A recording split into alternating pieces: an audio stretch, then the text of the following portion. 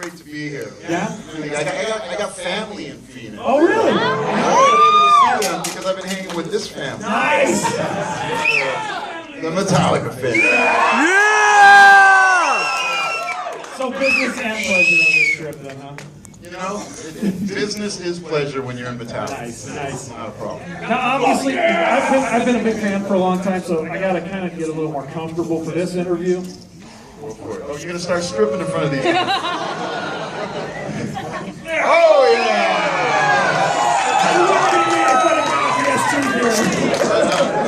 Join the army! Mike Muir would be proud. Absolutely.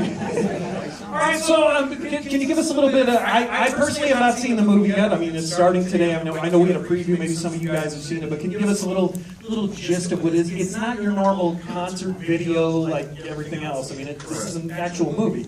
Well, basically, about, I don't know, maybe it was 15 years ago, Metallica was approached by IMAX Films. At the time, IMAX was making discovery films, like scuba diving films and whatnot.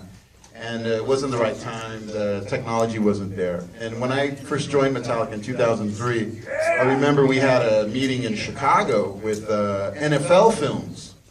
They wanted to do a 3D movie, and the same situation, the technology wasn't there. It was really super expensive.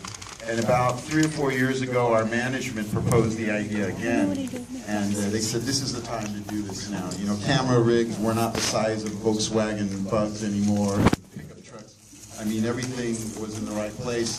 And we said the only thing that we would like to do, because there's been a lot of Metallica, you know, concert videos and DVDs, we want to do a narrative, you know? We want to do something a little different. We didn't know exactly what, but we knew that there needed to be like a story or a thread that intertwined with the music.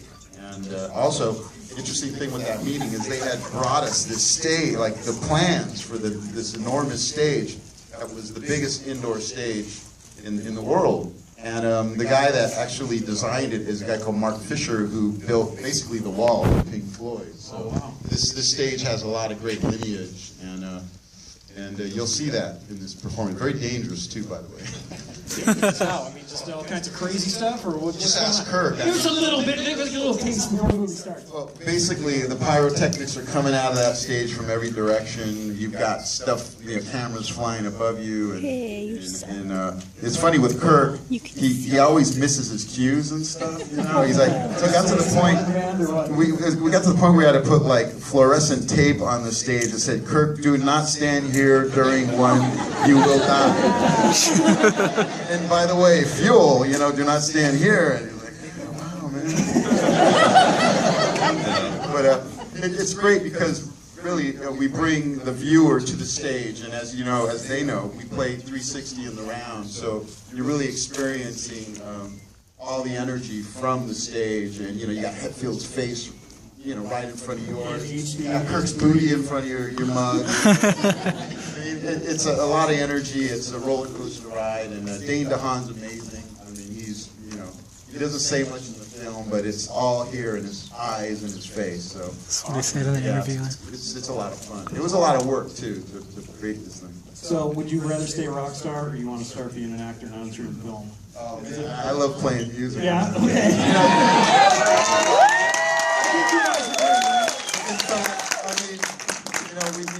We started actually working on new music earlier in the year, and we were having so much fun jamming, you know, new riffs and stuff.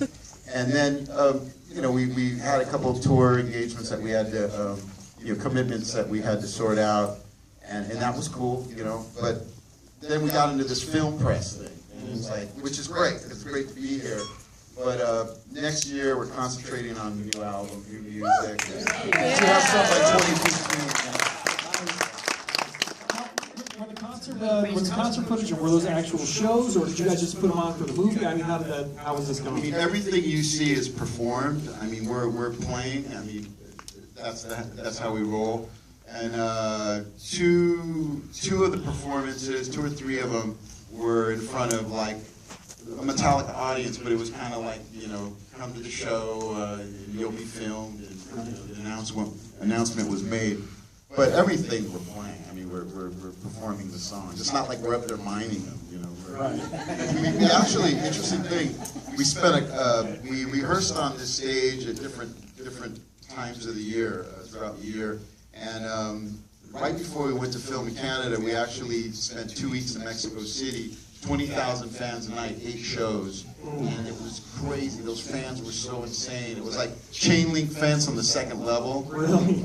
Mad Max, 50,000 fans on the floor, and I remember walking out there for bells, you know, and the stage started going like this, and I'm looking up, going, oh, we're gonna die. So this is how we prepared for what you're about to see. Was, you know, our management threw us basically to the lions and said, you know, you're going to altitude, you're going to Mexico City, and try to stay alive on this beast of a stage. And you know, by the time we got to Canada, we had kind of learned to navigate that beast, and luckily nobody got hurt, and you're going to see everything tonight. So awesome. Enjoy. Awesome. You started out, you're in Suicidal, played with Ozzy, played with Jerry Cantrell, Black Label, and all that kind of stuff. Now you're in Metallica. Now you're in 3D IMAX. What is left for Robert Trujillo? What else can you do? I mean, you put a million people's lives. Well, you know, I mean, I love creating. You know, I'm very musical. I mean, I don't know how great I am at it, but I love making music. I think he's pretty great. I've been fortunate because I played with all my heroes. You know, working with Ozzy was incredible because I used to play, you know, Iron Man and Sweetleaf in backyard parties when I was 16 years old. So imagine getting on stage, you know, and that's how the crab walk was created, because of Ozzy. Oh, really? Ozzy used to do his frog thing, you know, Yeah. and during, you know, it was like dun dun dun dun. I go, okay, I'm gonna mess with him right now. Do it.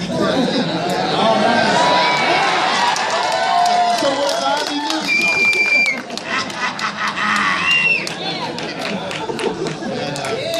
And there it was born.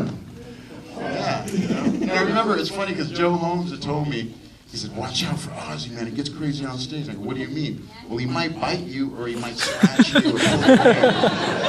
It's dangerous to I said, oh my God, are you serious? He's like, yeah, I mean, he's totally serious. Luckily, he never came that close to doing it. He did it to Zach Wilde, though.